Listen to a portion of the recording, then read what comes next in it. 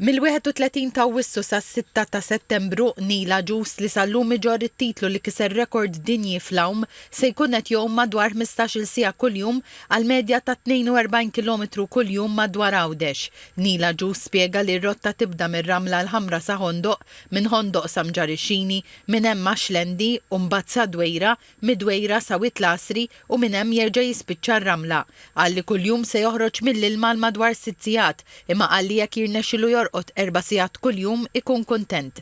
Nila Juice qal li ilu 6 xhur jippjana din l-isfida flimkien mat-tim tiegħu li jinkludi wkoll nies mediċi. Spjega li din is-sena lan u li l-isfida tiegħu tagħti riżultati xjentifiċi tal-moħħ u l-ġisem li juru kif dawn jirreaġixxu meta jkunu fl-estremitajiet. Mhux qed nagħmluha għal world records, qed nagħmluha għall-istudju biex aħna nsiru nafu x'nistgħu nagħmlu fis-sitwazzjonijiet fejn ma nħossux daqshekk tajjeb, ma nħossux daqshekk b'saħħitna u nġibu s-science behind l-ocean mindset, ġifieri l-breathwork, il-movement u il-komunità kif kollha flimkien jistgħu jgħinuna nkunu aħjar lilna nifisna. Nila Juice ħerqan ħafna li għamel din l-isfida li hi diffiċli immens. Madankollu staqsejnieh x'inhu dak li qed iħassbu qabel din l-isfida ta' 7 ijiem hawn. Li fejn għandi l-inqas kontroll, ġifieri temp dejjem ħad tkun waħda kbira tkun barra fin-natura b'saħħitha inti minn xejn ġol ilma meta jkollna baħar qawwi.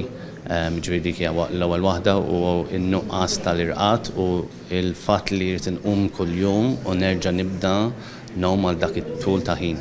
Neil tem jgħid li l-isfida Goat Zone 7 mhijiex biex xi ħadd iħossu superuman, anzi biex dak li jkun isir iżjed uman billi jisma' lilu nnifsu, jifhem il-limitazzjonijiet tiegħu u jsib għodda prattiċi biex jissaħħaħ kuljum.